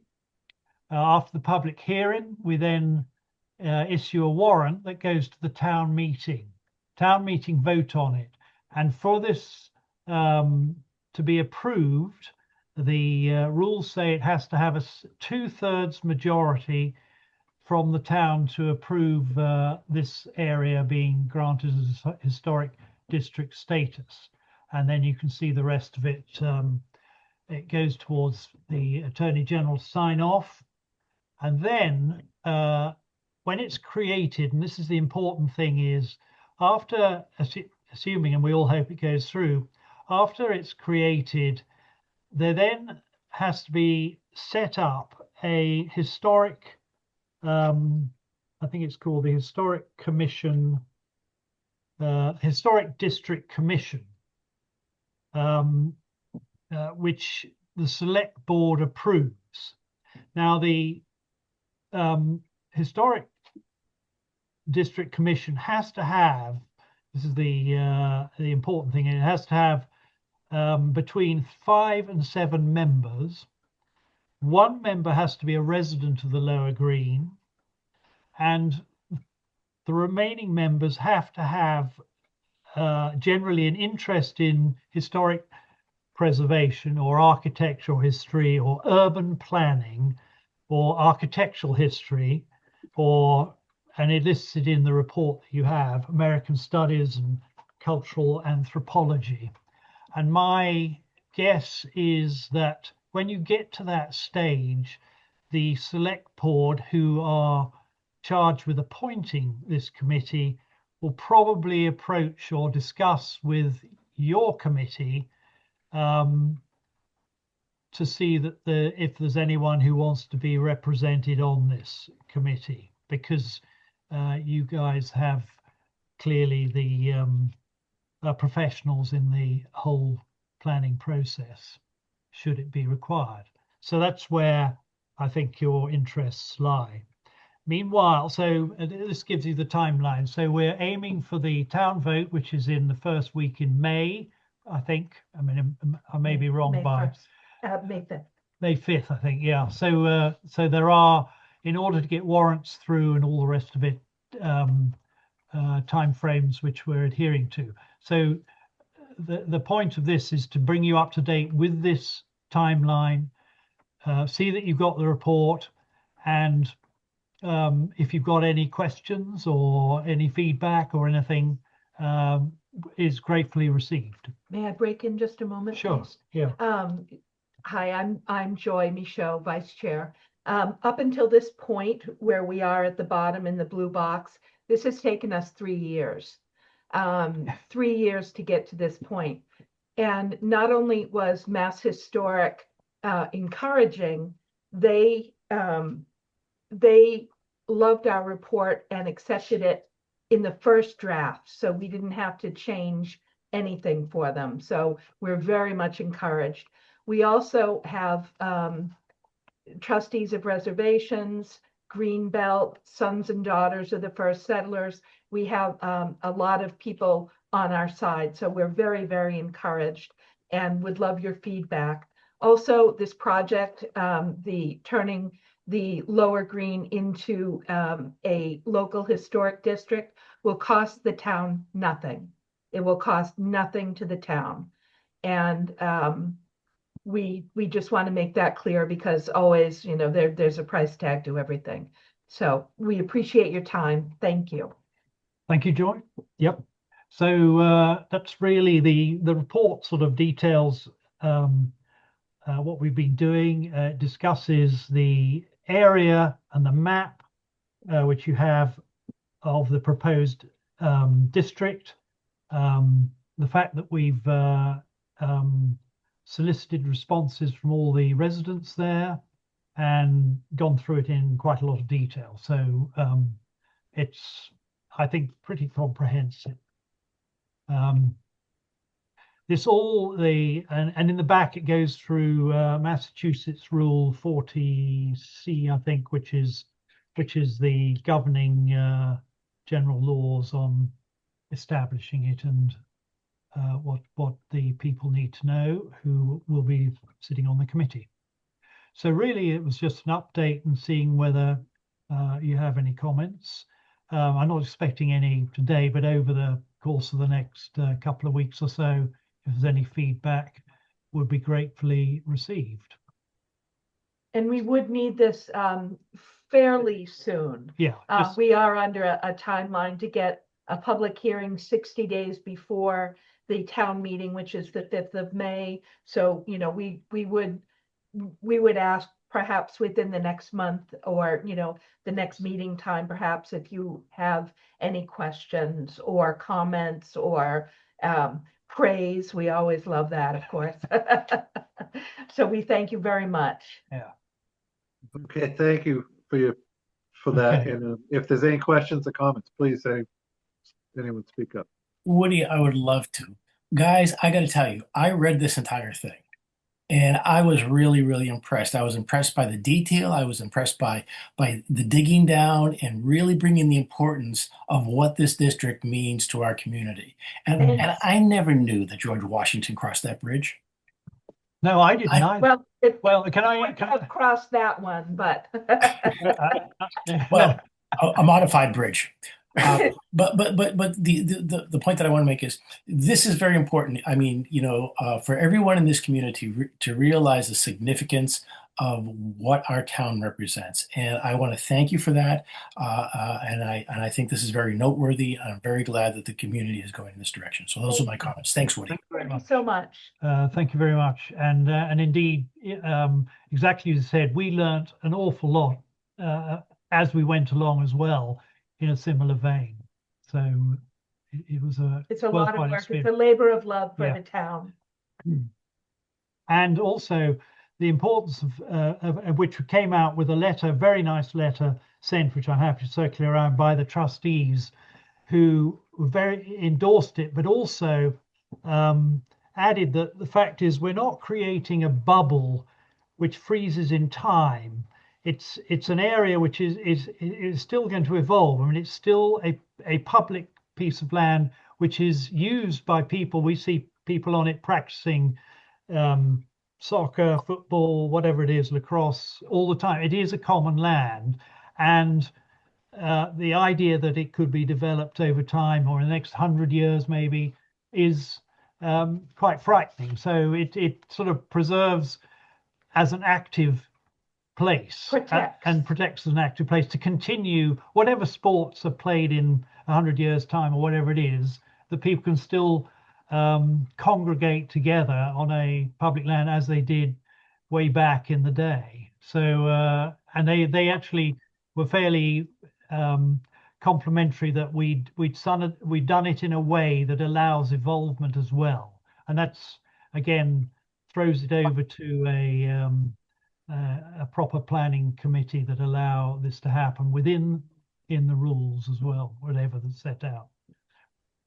So yeah, thank you very much. Yes, and thank you. I think it's a great thing, and you guys have put a lot of hard work into this. As you said, it's been 3 years to get to where we are today. So. Okay, well, as I said, you know, we're welcome any feedback. Yep. Anyone else have any comments or questions? I'd just like to say the Historical Commission is 100% behind them. And we agree with the severe importance it is to keep the lower green and the areas around it the way it is. Instead of having things get destroyed like they have in the past. So we're there. We're right behind you, and we appreciate how much work it was too. Thank you, Jan. Yeah. Yes, thank you, Janice. Robin, Yeah. is your study report on the town website yet? Is this like open for public review, or can I help with that if it's not yet? If it isn't, I will let you know tomorrow. I thought it was. I thought it yeah. was, but we'll do Right. it. And it is because we had to do a slight update. We got a couple of lines wrong. No, it doesn't really affect the whole district. It was just a correction needed to be made, and I think that was updated a couple of days ago. So yeah, I'll check and get back to you. May I also add a point? We are not anti-development. We are not anti people living in homes, building new homes. We're not anti this. But this area is so special to the town, and it's so, right now, it's unprotected. We would just like to, protect it for future generations. We are not anti-development at all. And I really want to make that clear. That was the gist, and indeed that's what the residents effectively all agreed anyway. Right. Okay, Very good. Thank you. thank you. Thank you, and have a great night, and good Yeah. luck with everything. And and you. Thank I you. hope you get some positive, very positive feedback. So, Thank you. all right. Okay. Um, To you. Now, do we go back to inclusionary zoning? Would that be? Scott, you got coffee for us all? Scott does, yeah. Yeah. Okay, so the last bit of Martha's outline, which was very helpful and thorough, and I truly, truly appreciate all the work Martha's done on all of this. Couldn't do it without her work on this. As you recall, the town passed our housing production plan a year and a half ago, and one of the first strategies in that plan for year one was to develop and adopt an inclusionary zoning bylaw. I know this has been discussed by the planning board for a long time. Some specific work on drafting the bylaw has been done by some of you, and certainly Martha over the years. And now we're really trying to dive into this and move this forward. So I just wanted to acknowledge this is sort of the next step in the housing work that the board has done to, set forth a 5-year plan. We 2 years ago passed the multifamily zoning overlay district. Last year, we updated the accessory dwelling unit bylaw. Those were both passed with a lot of support by the community at town meeting. And now our hope is to have this inclusionary bylaw, which we've talked about at previous meetings, but essentially trying to encourage more affordable housing to be built when there are multi-unit projects going forward. So I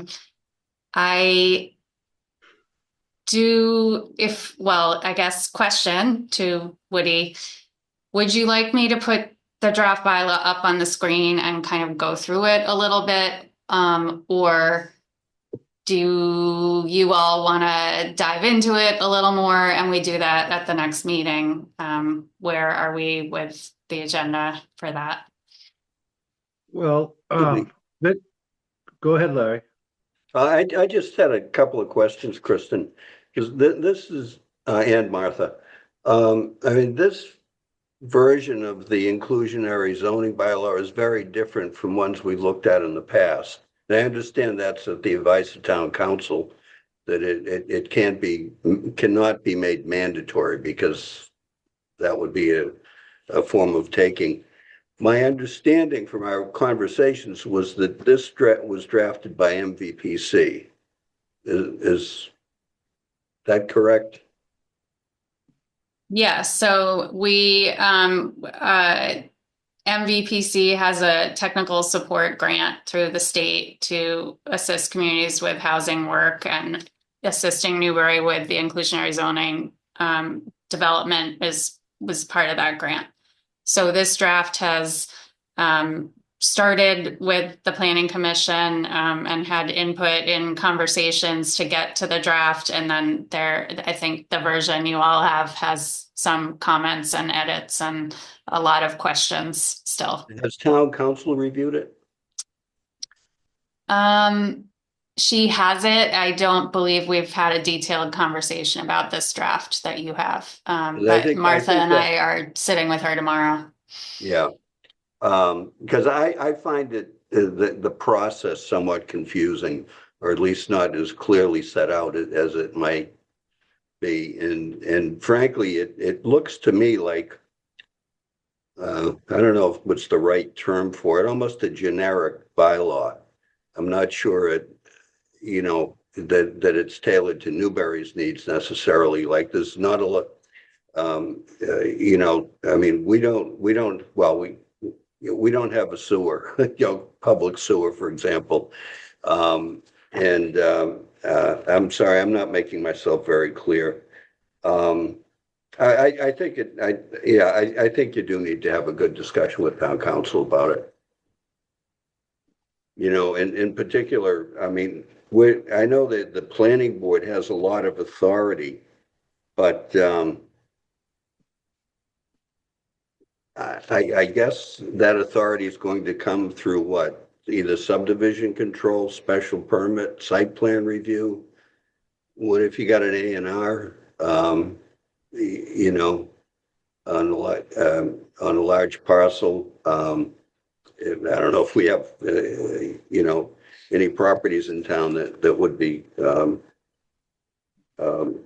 would be an alternative, but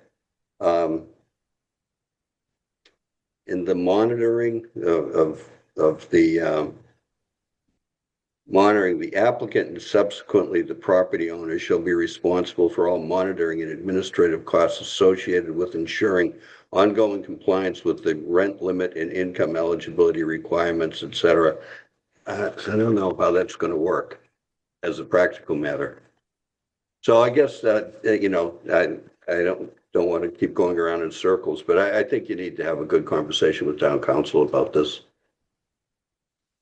Yeah, no, I appreciate all of that, Larry. I know you have a good perspective on this, having dived into some other town bylaws. I think one comment is town council's position on not being able to require or mandate that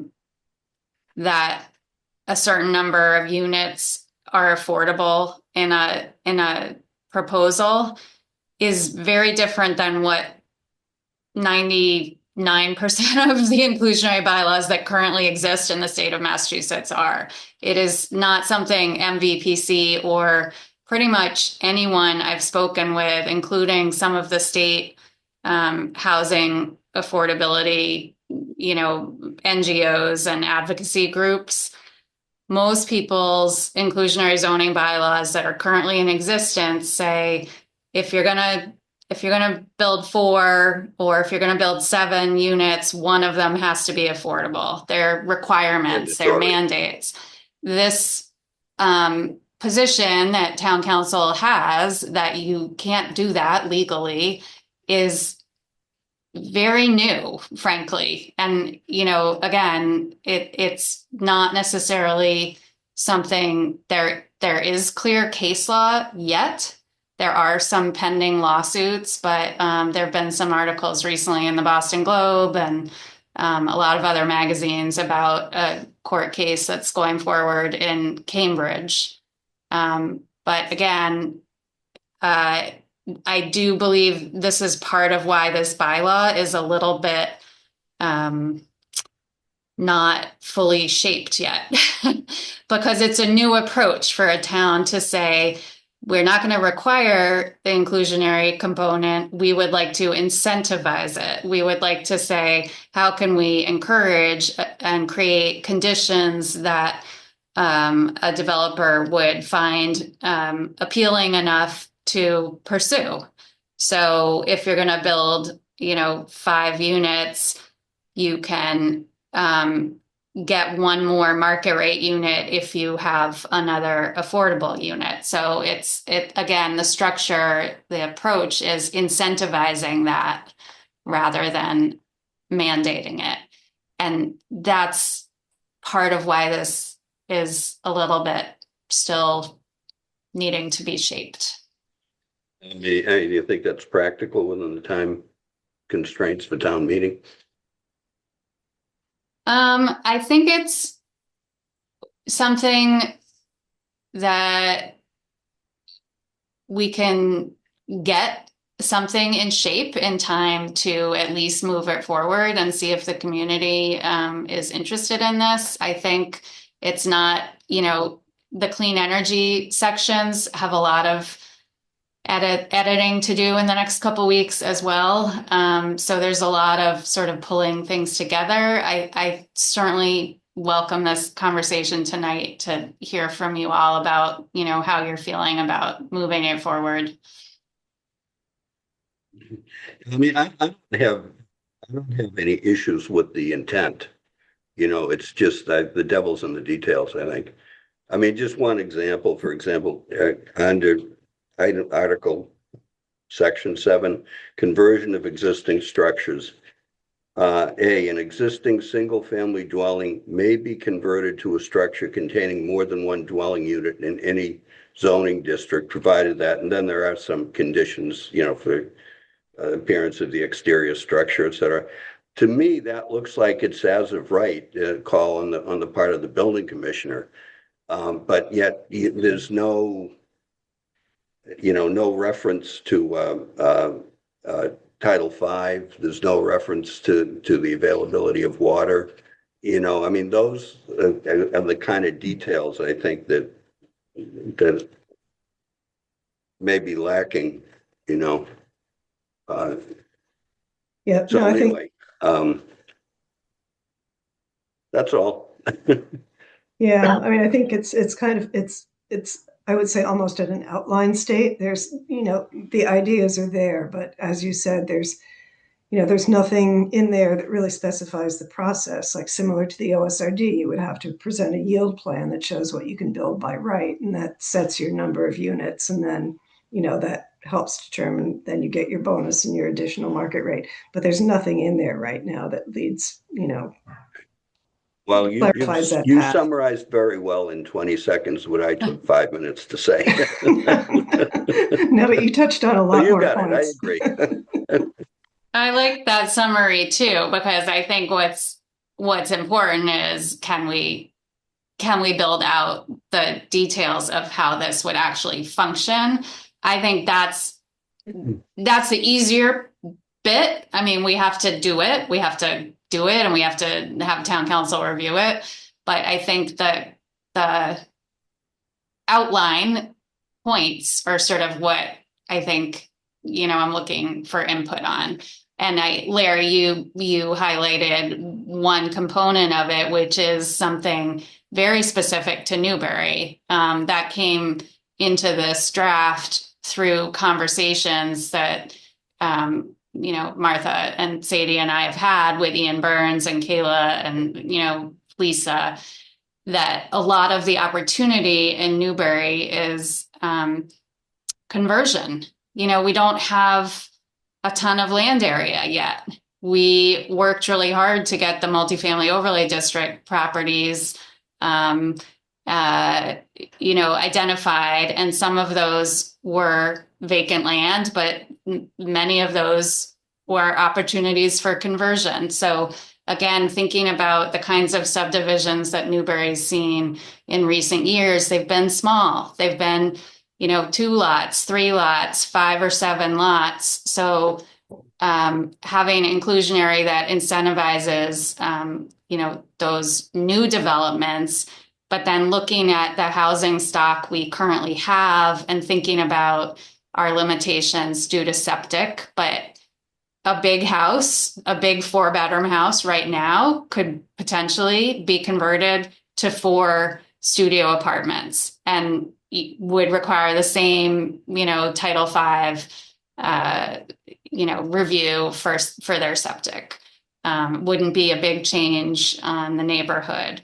So trying to work in a way that conversion of housing stock can result in affordable units. Like that's sort of the goal, is looking at all the ways to do that, and trying to take a stab at this. I mean, I know I've heard Martha say, and I know it's happened before, where a bylaw has been passed at town meeting and the next year we've had to go back and sort of tweak it and fix things. We were just doing that with the discussion of the MICMOD bylaw. So I still feel hopeful we could get this in a shape in time for the public hearings and we can flesh it out some more. But I think, ultimately that's going to be a decision not only on this one, but some of the others as well. As, does the board, when it's all put together, is the board going to feel comfortable moving forward with all of it and recommending that it be placed on the warrant? So that will be probably a subsequent conversation.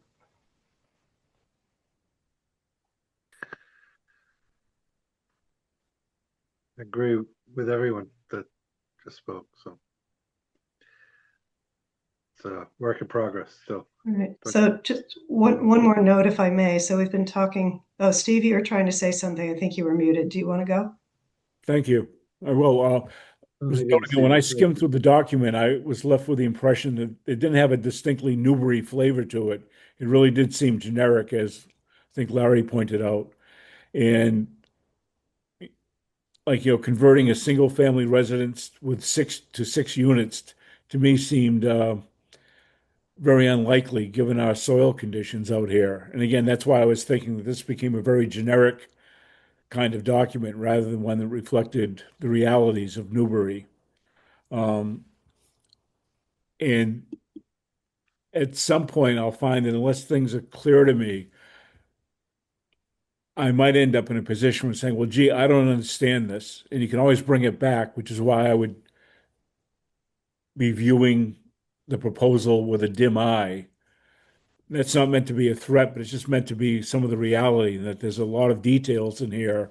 And I think we darn well better understand them very clearly before we vote yay or nay versus tabling the document when the time comes. Sorry, I'm being long-winded, and perhaps Martha might end up summarizing very succinctly in 20 seconds again. No, probably not. I do want to say one thing on the conversions, though. I mean, one of the reasons that this has come up is that several years ago, there was a developer who was very interested in converting a fairly large house on Orchard Street into a multifamily. We had nothing in our zoning that would allow that. But, assuming that it was a 4-bedroom house, it could easily have been converted into 4, 1-bedroom units and, still be compliant with Title V and all of that. I mean, it actually had a massive septic system upgrade done when it was sold. So I think, I think there could be demand for it. There are certainly houses that could be good candidates for this. And it's something actually some of the other, like Illinois, who's been advocating for more housing and affordable housing for quite some time, has been interested in seeing as well. Is there potential for conversion of single family homes into multi-unit? So I think it's worth pursuing, but I agree there's still a lot of details that need to be worked out on this. And in the end, everybody's going to have to feel comfortable either moving it forward or say, let's hold off and make sure it's right. Mm-hmm. Very good. But just one thing, in terms of kind of bundling all of this for town meeting, I think the hope is that it can be done as succinctly as possible without having like 10 or 15 different warrant articles. One model that Lisa has suggested is one that Marblehead used a few years ago. So their recodification was in one warrant article, and the entire bylaw was actually printed as a separate booklet that was handed out at town meeting, similar to the finance committee meeting. And then things that are substantive changes would be in separate articles. So for example, the boundary changes, the clean energy, inclusionary, if we move forward with that and that kind of thing. So that's kind of the model we're working with right now. We'll be discussing that with town council more and come back with a more fleshed out proposal, but that's kind of the direction. So we'd have maybe 5 articles instead of 10 or 11. That makes sense. Right. Nonetheless, an underlying concern I would have using that scenario is that I really don't imagine that people will have read the separate booklet which may be provided, which gets to what is in the article. And like if this is the U.S. Senate, you could stand up and say, accept the bill as read. No, you've got to read the bill out loud at town meeting to see exactly what's in it and discuss it point by point. I think there's a risk in trying to put too much, using a fastball as opposed to a slow pitch to try and entertain what's in a significant document like this. So I think that's something just to consider in terms of how we present at town meeting. No, I mean, we people were barely talking read about short ones. that a little bit today, Steve. Present it so that it's understandable for the public. And also last year too, did we post everything on the websites to try and advertise it and make it easy for people to find it as the weeks were coming up to town meetings, so that people did get the chance to read it prior to town meeting. But Well, you can lead a horse to water, but you can't make it drink. yep. All right. Anyone have anything else? No? Hearing nothing? We can roll right into the planners report. I just want to say thank you all for your patience in going through all of this. It's a lot. Yes, I'm sorry, Martha. Thank you, and thank you for Thank you, joining. Martha. Thanks, Martha. Thank you. We'll see you again in the future. I think the only thing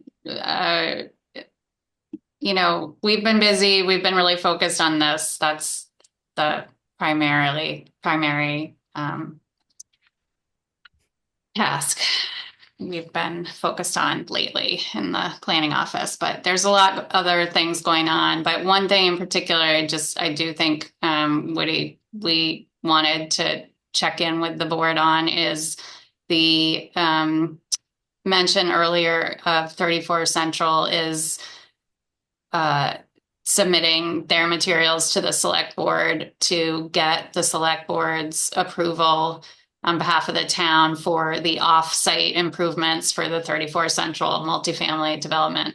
So as you recall, it's the biggest thing that's a condition in that permit is realigning Central Court where it intersects with Central Street. That's obviously town-owned right-of-way. So the town needs to review and approve that. And then the other off-site improvements include upgraded sidewalks and speed signage and crosswalks along Central Street. All of it is really focused on public safety related to that development.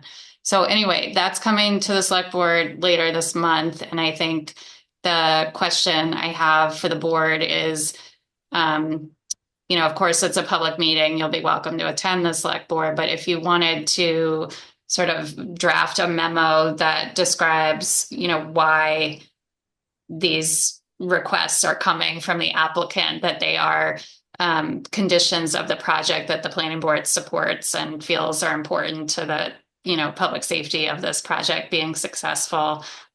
Just a short memo. That is what I was advised would probably be helpful for the select board. So those meeting materials would be due before our next meeting. The select board meeting is January 27th, but the meeting packet materials are due on the 20th, which is the Tuesday. So I guess two-part question: is the board interested in submitting a written letter to the select board? And possibly you could sort of authorize either the chair or someone else to, work with the supportive staff to submit that on behalf of the board. So just a question. So this is a suggestion from town council. No, it came up from one of you saying, how can we support the process and be available to the select board to, answer questions related to the project. And when I brought that up with the town administrator, her suggestion was something in writing is always helpful, and then the select board receives it ahead of time. So regardless from really from where it came from, and it coming from the administrator, again, regardless, I think it's a good idea. And I also think that, the chair, with the help and the assistance of you all, could probably draft something that would be very, very helpful to the select board. We just lost our chair. I think it's a great idea, Scott, that we direct Woody and staff to do it. Do we need that in the form of a motion from Where did anyone? Woody go? All right. So before Woody comes back, does anybody want to make a motion? No. I think it's a great idea, and we've kind of talked about that. So I think staff is willing to do. Hopefully, Sadie and Kristen can help put things together, and Woody or I can help with that. I know that I'll be planning to go to that meeting, just in case there are questions. And I think Woody said that he's going to be going to that meeting in case there are questions, because I think it's really, really important, because we're the folks that really push this in the direction that it's going. And for both conservation and the select board to understand our reasoning and how we got to the point we're at is really very, very beneficial to the community. Love to see Pete taking ownership. We're gonna play back the script of this Zoom meeting and just put it into a memo. Go AI. Where the heck did Woody go? But okay, are we good with the planner's report then? Yes, thank you. All right, so I don't think there's anything else on the agenda. So at this point in time, in the absence of our chair, I'd be happy to entertain a motion to adjourn for this evening. So moved. Thank you. Is there a second? Second. Wonderful. Roll call vote. Larry. Yes. Scott. Yes. Steve. Aye. Chairs in favor as well. Everyone, thank you very much. It was a very good meeting, long meeting, but productive. Good to see everyone. Everybody have a good evening. Thanks. Thanks again, Martha. Thank you. Good night, everyone. Thank you. Good night.